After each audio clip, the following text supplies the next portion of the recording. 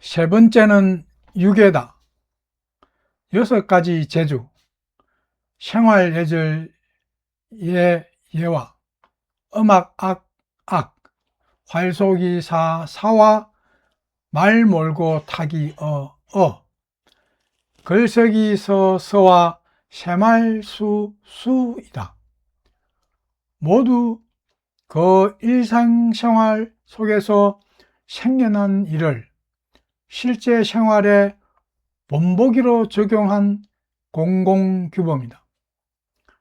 규범은 마땅히 따르고 지킬 기본 수단이요 목적이다.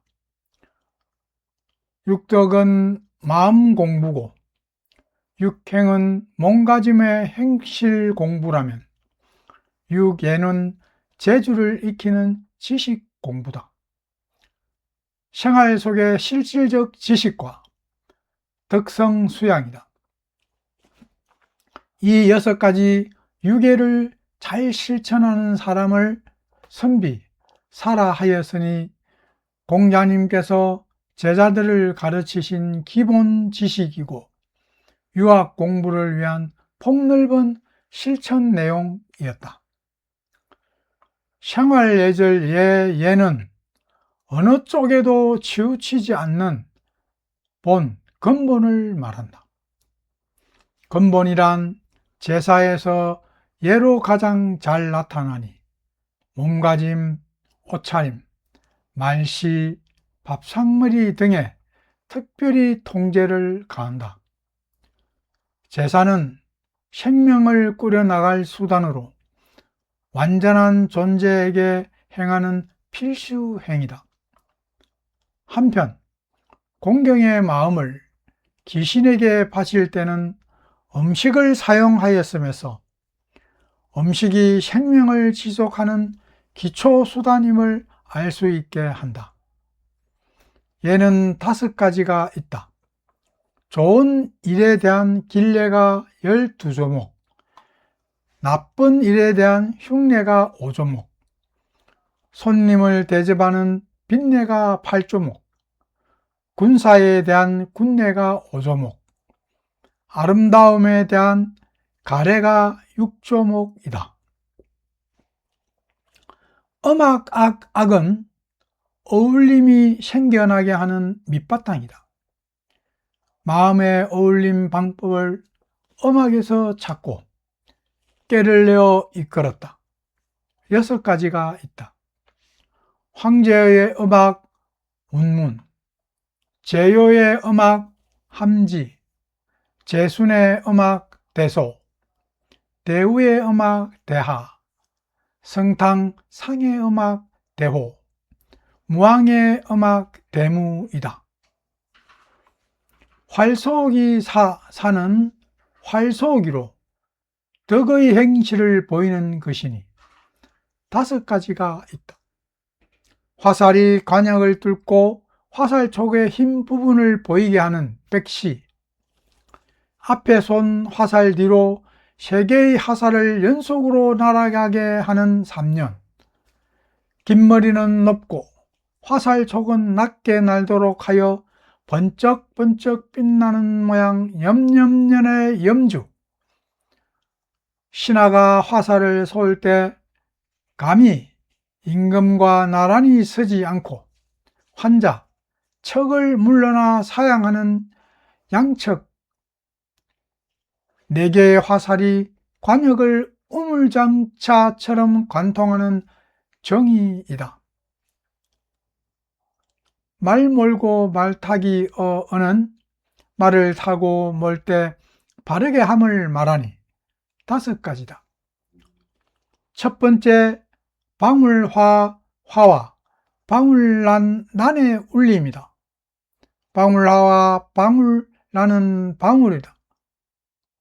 방울화는 수레 앞에 가로된 나무 식에 달아 말을 몰 때 그 울림으로 달리는 정도를 바로 잡고, 방울난은 말과 소의 목에 얹어 수레나 전기를 끌게 하는 역보의 모양의 막대가 멍에에 있으니 말이 움직이면 방울란이 울리고 방울화가 응했다. 두 번째, 말을 몰 때 마차를 물길이 굽은 것과 같이 몰아 떨어지지 않게 하는 축수곡이다.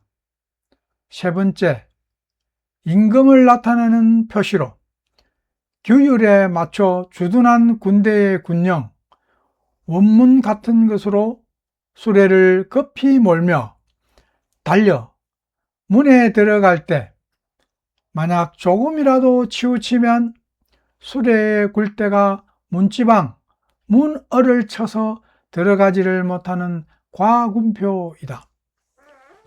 네 번째는 말을 몰아 수레가 서로 교차길에 있을 때 회전하며 한 바퀴 돌려 춤추는 것처럼 응하는 무교구이다. 다섯 번째는 짐승을 왼쪽으로 두고 거슬러 말을 몰아 당연히 임금이 활을 쏘도록 하는 축검자다. 글서기 서서는 글서기로 글서는 사람의 마음씨, 심화를 보이는 것이다. 모두 6가지가 있다. 첫 번째는 날일, 해와 달을 달처럼 형체를 본뜬 상형이다. 두 번째, 사람인 인과 말씀은 언이, 믿을 신이 되고 그칠 지와 창과 가가 구셀붐으로 되는 사람의 뜻을 모은 해이이다. 세 번째, 생각고 고와 늙을로 노처럼 글의 뜻을 서로 받아 왼쪽 오른쪽으로 가서 글자의 뜻이 바뀌어 딴 뜻으로 쓰이고 미울 악을 미워한다 뜻과 오로 바꾸어 읽는 종류의 전주이다. 네 번째, 사람인 인이 한일 일 위에 있으면 윗상상이 되고 사람인 인이 한일 일 아래에 있으면 아래하하가 되니 그 마땅한 것을 얻은 처사이다. 다섯 번째, 하여금 영령과 어른장장과 같이 하나의 글자를 두 개의 기능으로 쓰는 가차이다.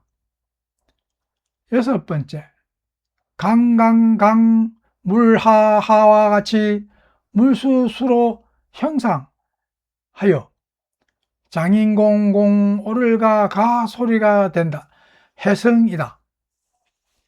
셈하기 수는 셈하기로 사물의 변화에 힘을 다하는 것으로 모두 9가지가 있다. 첫 번째, 변의 길이를 재어 면적을 구하는 토지 측정 방법 방전이다. 밭두둑의 경계로 사용된다. 두 번째, 속포이니 오늘날의 비례법이 속미이다.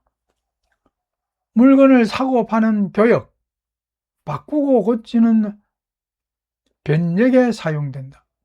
세 번째, 물건의 수량에 따라 세금을 부과하고 호구에 따라 부역을 할당하며 물가에 맞추어 기한자와 천한자의 봉급을 지급하는 일이다.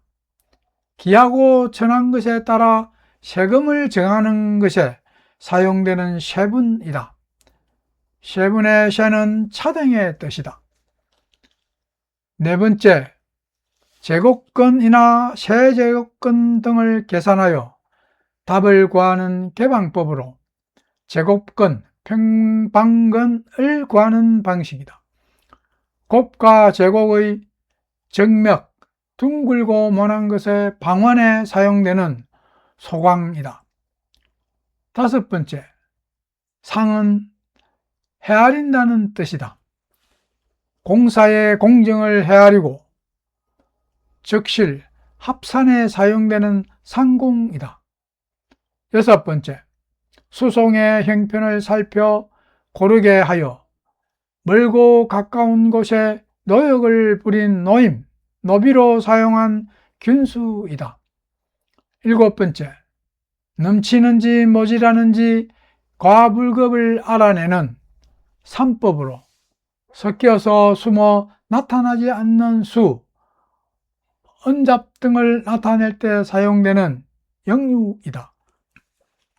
8번째, 뒤섞인 착유, 정부, 양수, 정오, 엄수, 부호에 사용하여 어떤 문자에 특정한 값을 주는 방정이다. 9번째, 짧은 쪽을 구, 긴 쪽을 고라 하여 평탄치 않은 지면을 계산하는 방식이다. 높고 깊고 넓고 먼 것에 사용되는 구고이다. 6에는 그 6가지가 그마다 마땅한 이치가 있으니 날마다 사용하며 한쪽이 떨어져 나간 듯한 이지러짐과 실제 사용에 어긋남이 없어야 한다.